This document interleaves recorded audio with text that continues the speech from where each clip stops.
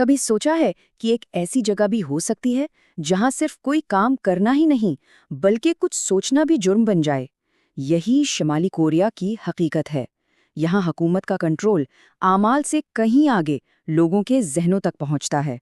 تو آئیے آج مل کر اس پیچیدہ نظام کی تہیں کھولتے ہیں اور دیکھتے ہیں کہ یہ کام کیسے کرتا ہے۔ جی ہاں، یہ بات سننے میں عجیب لگتی ہے، لیکن یہ کوئی مذاق نہیں۔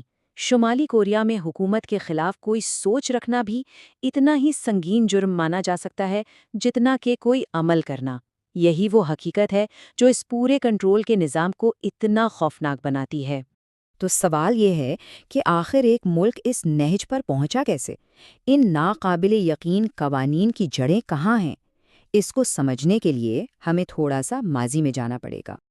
دیکھیں، 1948 سے لے کر آج تک شمالی کوریا پر ایک ہی خاندان یعنی کم خاندان کی حکومت ہے۔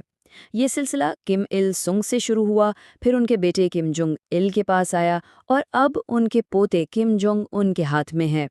ہر آنے والے حکمران نے اپنی طاقت کو مزید بڑھانے کے لیے کنٹرول کے اس نظام کو اور بھی زیادہ سخت کر دیا ہے۔ اچھا، اب آتے ہیں کنٹرول کے پہلے اور شاید سب سے اہم ستون پر۔ وہ ہے معلومات پر مکمل کنٹرول، یعنی لوگ کیا دیکھیں گے، کیا سنیں گے، سب کچھ حکومت طے کرتی ہے۔ آئیے دیکھتے ہیں کہ یہ ہوتا کیسے ہے۔ یہاں میڈیا کا مطلب صرف سرکاری میڈیا ہے، کوئی پرائیویٹ چینل نہیں، کوئی آزاد اخبار نہیں، صرف ایک ہی آواز ہے اور وہ ہے حکومت کی۔ ٹی وی پر بھی صرف ایک ہی چینل آتا ہے اور اس پر بھی حکومت کا ہی پیغام چلتا ہے۔ مقصد صاف ہے، عوام تک صرف وہی بات پہنچے جو حکومت چاہتی ہے اور باہر کی دنیا کے کسی بھی اثر سے انہیں بچا کر رکھا جائے۔ اور جب بات ڈیجیٹل دنیا کی ہو تو یہ تنہائی اور بھی واضح ہو جاتی ہے۔ ہم سب گلوبل انٹرنیٹ استعمال کرتے ہیں نا، لیکن شمالی کوریا میں ایسا نہیں ہے۔ وہاں کوانگ میونگ نام کا ایک اپنا بند انٹرنیٹ ہے جو باہر کی دنیا سے بالکل کٹا ہوا ہے۔ اس پر جو کچھ بھی ہوتا ہے وہ حکومت کی نظر میں ہوتا ہے۔ یہ کنٹرول صرف معلومات تک ہی محدود نہیں بلکہ یہ لوگوں کی ذاتی زندگی تک پہنچتا ہے۔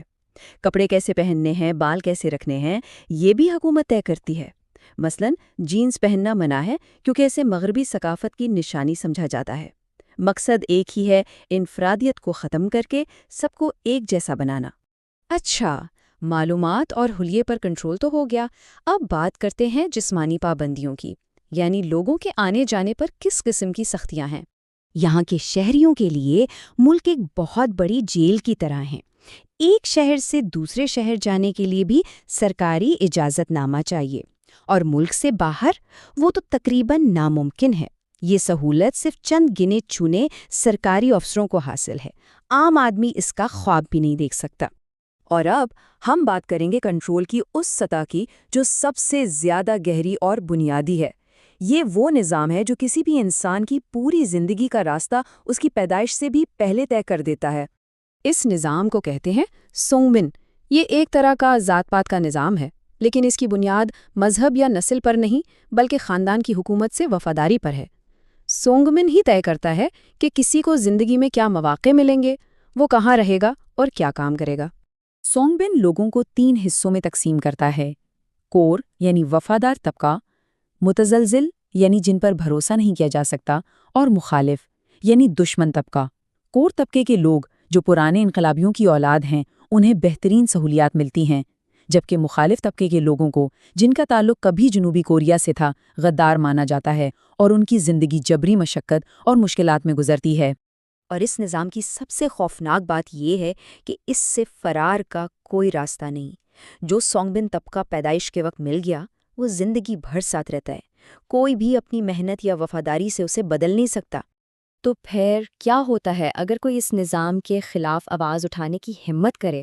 اس کی سزا صرف اس ایک شخص تک نہیں رہتی بلکہ اس کے لیے ایک انتہائی بھیانک قانون بنایا گیا ہے۔ یہ ہے 3 نسلوں کی سزا کا قانون۔ اس کا مطلب ہے کہ اگر کوئی شخص سیاسی جرم کرتا ہے تو نہ صرف اسے بلکہ اس کے بچوں اور پوتوں کو بھی اس کی سزا بھگتنی پڑتی ہے، اکثر لیبر کیمپوں میں۔ اس کا مقصد بغاوت کے خیال کو بھی جڑ سے ختم کر دینا ہے۔ وفاداری کو یقینی بنانے کے لیے صرف قانون ہی نہیں بلکہ نفسیاتی طریقے بھی استعمال کیے جاتے ہیں۔ ہر ہفتے خود تنقیدی کے اجلاس ہوتے ہیں جہاں لوگوں کو سب کے سامنے اپنی اور دوسروں کی غلطیوں کا اعتراف کرنا پڑتا ہے۔ اس سے ایک ایسا خوف اور شک کا ماحول بنتا ہے جو کسی بھی بغاوت کو شروع ہونے سے پہلے ہی دبا دیتا ہے۔ تو جب کنٹرول کی یہ ساری پرتیں ایک ساتھ مل جاتی ہیں تو ایک ایسی دنیا بنتی ہے جو باقی دنیا سے بالکل الگ، ایک بالکل مختلف حقیقت میں جی رہی ہوتی ہے۔ اس الگ تھلگ حقیقت کی سب سے بڑی مثال ہے جوچے کیلنڈر۔ یہ کیلنڈر 1912 سے شروع ہوتا ہے، یعنی ملک کے بانی کم il سنگ کی پیدائش کے سال سے۔ یہ ایک طرح سے اس بات کا اعلان ہے کہ شمالی کوریا کا وقت بھی باقی دنیا سے الگ چلتا ہے۔ اور سب سے حیران کن بات، یہاں جمہوریت جیسے تصورات کو بھی کنٹرول کا ایک ہتھیار بنا دیا گیا ہے۔ یعنی الیکشنز ہوتے تو ہیں لیکن کسی کو چننے کے لیے نہیں، بلکہ یہ ایک قسم کا وفاداری کا ٹیسٹ ہے۔ سب کو پہلے سے طے شدہ امیدوار کو ہی ووٹ دینا ہوتا ہے، اور اگر کوئی ووٹ نہ دے تو اسے سیدھا سیدھا غدار سمجھا جاتا ہے۔ ہمیں یہ سب باتیں ان بہادر لوگوں کی بدولت معلوم ہوئی ہیں جو کسی نہ کسی طرح وہاں سے بھاگ نکلنے میں کامیاب ہوئے، ورنہ اس بند معاشرے کے اندر کی حقیقتیں دنیا کی نظروں سے ہمیشہ چھپی رہتی۔ اور آخر میں یہ ایک سوال ہے جس پر سوچنا چاہیے۔ جب کسی کی پوری دنیا ہی کنٹرول میں ہو، جب اس نے اس کے علاوہ کچھ دیکھا ہی نہ ہو، تو اسے یہ معلوم کیسے ہوگا کہ اس کے ساتھ کچھ غلط ہو رہا ہے؟ یہی معلومات پر مکمل کنٹرول کا سب سے گہرا اور دیر پا اثر ہوتا ہے۔